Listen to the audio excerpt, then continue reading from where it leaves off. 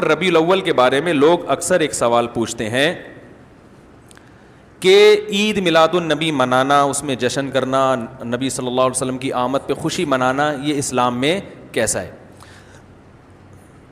ہم رسول اللہ صلی اللہ علیہ وسلم کی سیرت دیکھتے ہیں. پہلی بات تو یہ کہ 12 ربیع الاول نبی کا یوم ولادت ہے، اس پر کوئی صحیح روایت موجود نہیں ہے.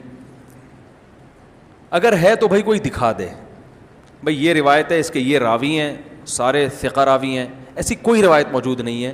اور اس کی وجہ یہی ہے کہ اللہ تعالیٰ نے اپنے نبی کی ولادت کے دن کو امت سے چھپا لیا ہے تاکہ اس میں خرافات نہ، کیونکہ پچھلی امتوں نے کیا نا اپنے انبیاء کی ولادتوں کے دن کے ساتھ.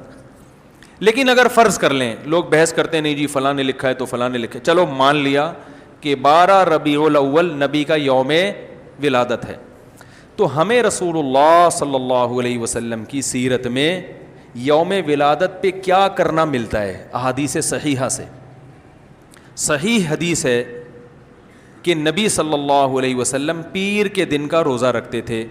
صحابہ نے پوچھا کیوں؟ آپ نے فرمایا یہ میرا یوم ولادت، پیر کو آپ پیدا ہوئے.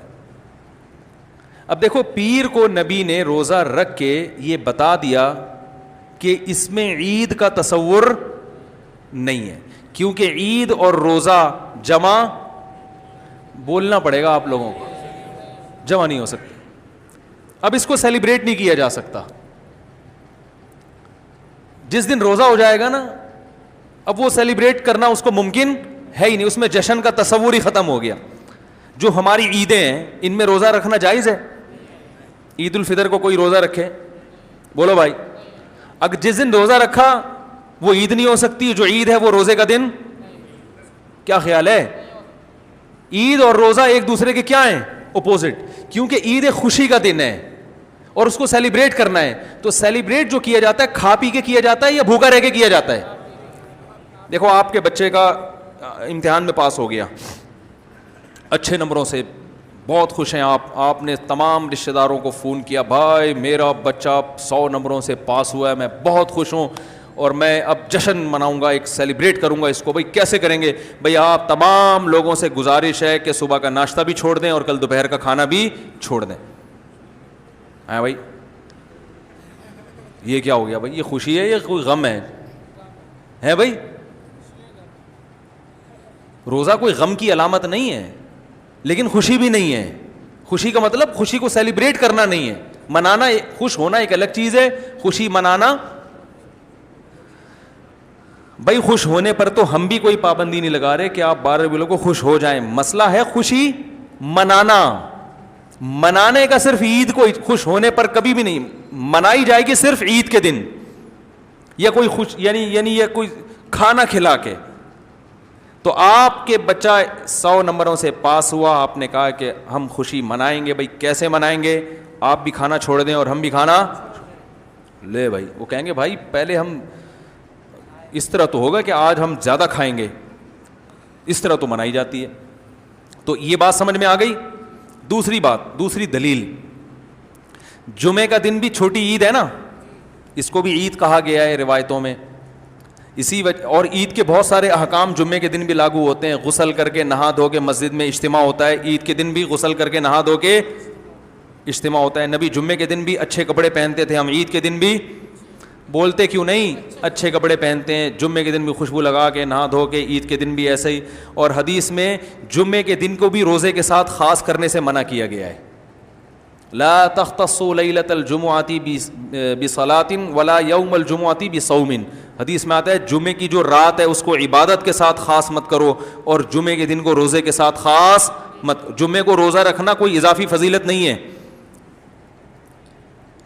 ویسے جائز ہے روزہ رکھنا کہ آپ کی چھٹی جمعے کو ہوتی ہے اس لیے رکھ لیا تو ایک الگ بات ہے، لیکن اس کو خاص فضیلت دے کے رکھنا تو یہ مکمل عید تو نہیں ہے. اس میں عید کا لک بہرحال بولو بھائی ہے. خطبہ بھی ہے، جیسے عیدین میں خطبہ بھی ہوتا ہے، 2 رکعتیں ہیں عیدین میں بھی 2 رکعت، تو لک ہے اس میں. اب ذرا ٹیکنیکل پوائنٹ کو سمجھیے گا آپ لوگ. یہودی سب سے پرانی قوم ہے، ان کے لیے جو مقدس دن تھا وہ کون سا تھا؟ ہفتہ، اور وہی ان کی چھوٹی عید تھا. سب سمجھ رہے ہیں نا؟ اسی میں وہ اجتماع کرتے تھے. عیسائی اس کے بعد آئے, ان کے لیے کون سا ہوا؟ اتوار کو, جو ہفتے کے بعد ہے. مسلمان ان کے بھی بعد آئے, تو ہمارے لیے کون سا ہونا چاہیے تھا؟ پیر. اور یہ یوم ولادت بھی تھا, تو اس کو تو زیادہ فضیلت ہونی چاہیے تھی نا بھائی, عقلی لحاظ سے بھی اور جو حکمت ہے اس کے لحاظ سے بھی. عقلی لحاظ سے اس لیے کہ وہ پہلے تھے تو ہفتہ, پھر اس کے بعد اتوار, تو اب ہمارے لیے پیر.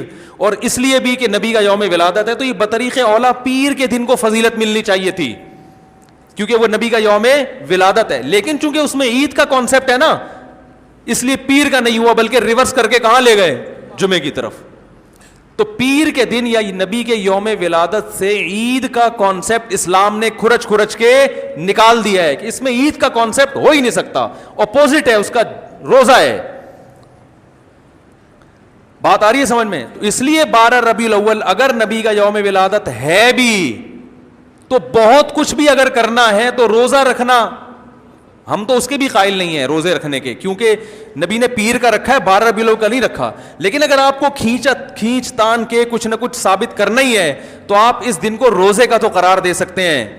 آپ اس دن کو سیلیبریٹ کرنا یا عید قرار دینا آپ کے لیے ممکن, قرآن و سنت نبی کی تعلیمات کے مطابق عید کا دن قرار دینا ممکن نہیں ہے, آپ ممکن نہیں ہے. دوسری بات, ابھی بات مکمل نہیں ہوئی ہے, ایک پوائنٹ اور رہ گیا. اسلام میں عیدیں صبح کے وقت ہوتی ہیں, رات کو عیدیں غیر مسلموں کی ہوتی ہیں. کرسمس زیادہ جوش و خروش سے کم منایا جاتا ہے رات کو, کیونکہ اس میں ڈھول ڈھمکے ہوتے ہیں, لائٹنگ ہوتی ہے. لائٹنگ رات کو جچتی ہے, دن میں لائٹنگ بولو بھائی نہیں. جبکہ اسلام کے جو تہوار ہیں وہ کب ہوتے ہیں؟ صبح کے وقت. صبح آپ اشراق کے وقت آؤ گے, نماز پڑھو گے, سوئیاں کھاؤ گے, گلے ملو گے, پتلی گلی سے نکل لو.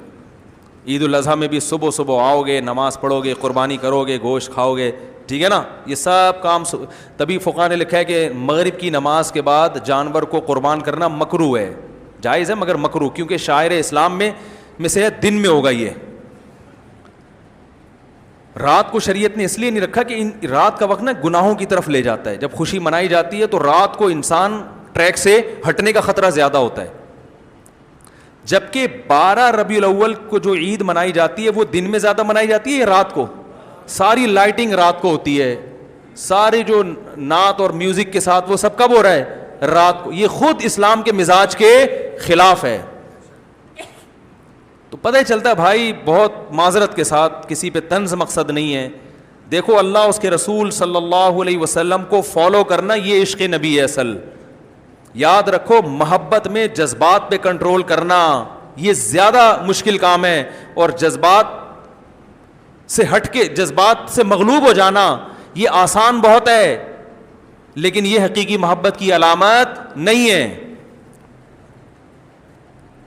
جب محبت ہو نا کسی کو, تو اپنے جذبات کو حدود کے اندر رکھے انسان محبت کا اظہار کرے.